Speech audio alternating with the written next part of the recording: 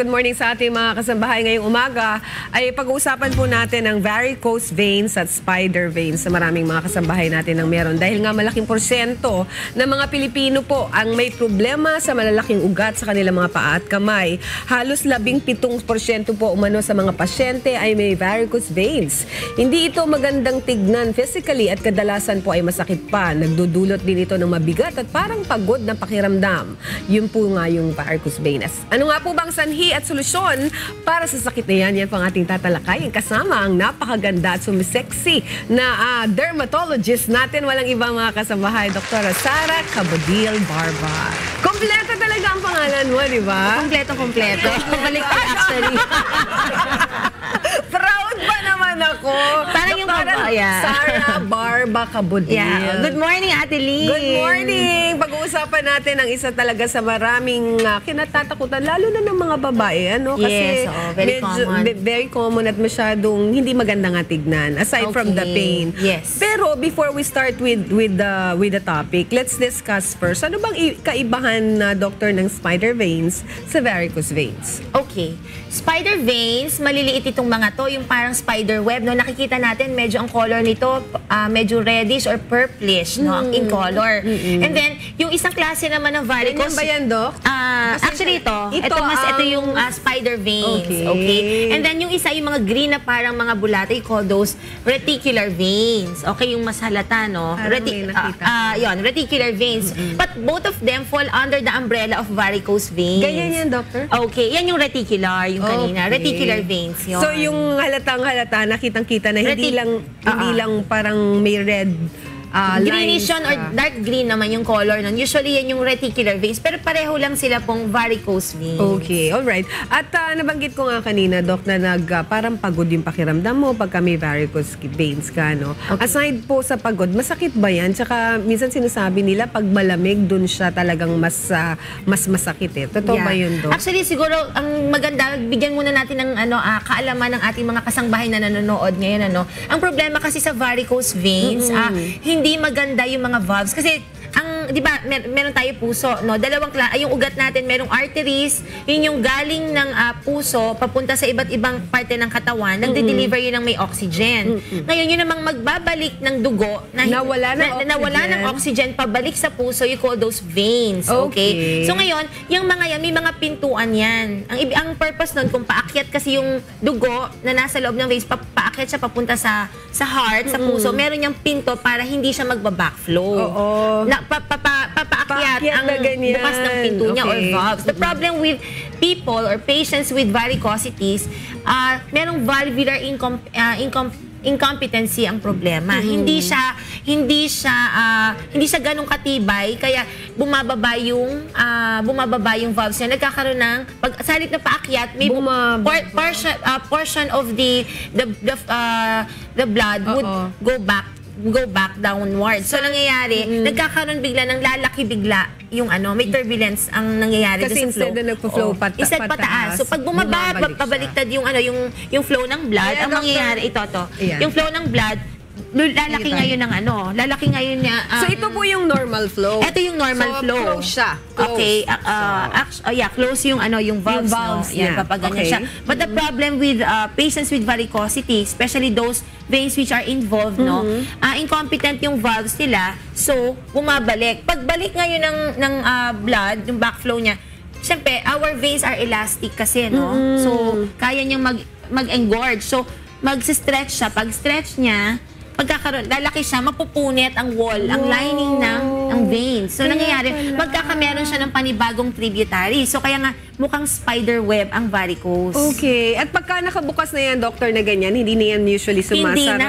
Okay, hindi na siya. So, kaya ang nangyayari, babalikan natin yung katanungan mo ngayon na bakit ganon usually namimintig, bakit nagmamanhid. Kasi, normally, dapat nga, the blood should go back to the heart, diba? Nangyayari, since lahat nag-stay pababa, okay? So, mabigat ang pakiramdam. Kaya sabihin, Doktora, ang bigat ng aking binti. So, kasi lahat ng blood, majority, bumababa. Parang may daldala kang fluids sa legs mo. Meron akong question. Kasi ako nagkaroon ako ng varicose veins after giving birth. Okay. Bakit ang problema nun? Kasi, di ba, pagka buntis ang isang babae, iba ang takbo ng mga hormones niyan.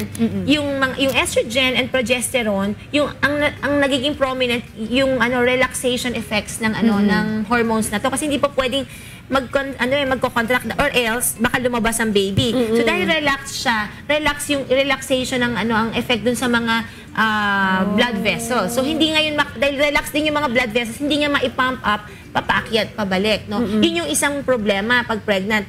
Also, the enlarging fetus impinges on the big vein at the back. So, and yung pressure na yon will be transmitted dun sa mga veins na nandun sa baba. Okay, so yun yung problem.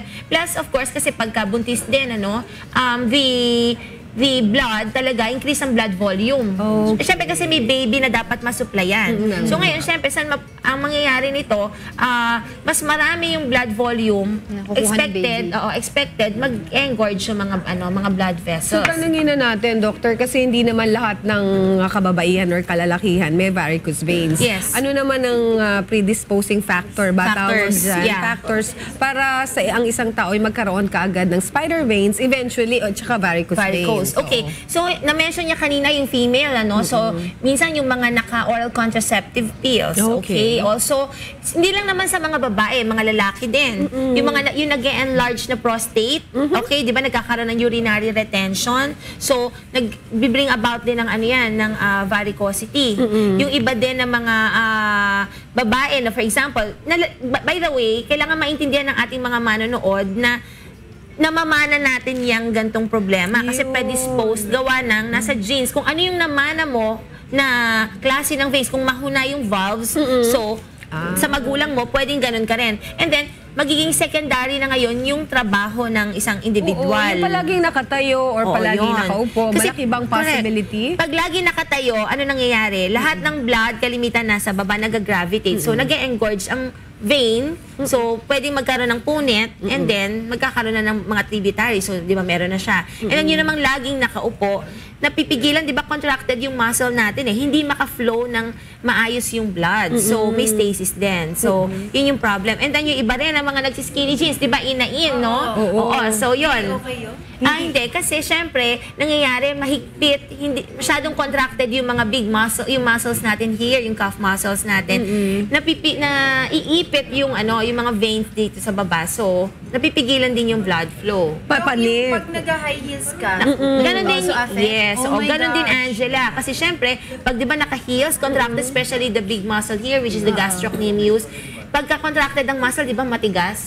Na didiinan din niya ngayon yung mga veins natin dyan. So, hindi rin makapag-flow ng maayos ang blood. Marami ako naririnig na maganda daw magsuot ng specific stockings. Compression. Yeah. For Pang-hold. Oo, pang-hold. Ang tawag natin dyan ay compression stockings. Oo. So, siya, may proper pressure na dapat gamitin. So, doctor or yung inyong phlebotomist ang magde-determine kung ano ang tama. Di ba, pag nagpapa-BP tayo, 120/80, 130/110. So, yung ganong pressure na yon in millimeter mercury ang unit, no? So, kalimitan ng starting niyan would be 20 to 30. Ganong kahigpit ang mga compression stockings. So, ito po ay iba po sa mga nabibili natin na support stockings. Correct. These are of medical grade. The best siguro dyan, mga kasambahay, para makasigurado tayo sa treatment procedures po ng ating mga varicose veins and spider veins, magpatingin tayo mismo diretso sa ating mga Doktor. aesthetic dermatologist. Or phlebologist, anong pangalan? Not all Phlebologist? Not all dermatologists po ay nag-sclero. Maganda rin po, pwede rin po sa mga TCVS, may mga cardiologist na nag-train pa ng vascular medicine, pwede rin po. Siguro, pwede rin po yung mga derma na nag-phlebology naman. Siguro maganda makita rin natin kung paano yung procedure na yung one of these days, Yeah, no? sure, Ate Lee. Okay, alright. Salamat ang marami once again. Papakita natin pala next week yung procedure, no, Doctor? Na isinasagawa. Sclerotherapy. Okay, Sclerotherapy. Para matanggal nga yung ating mga spider veins. Alright, salamat once again, Dr. Sara Barba Cabudil, ang ating aesthetic dermatologist dito po sa ating segment na Usapang Pangkalusog.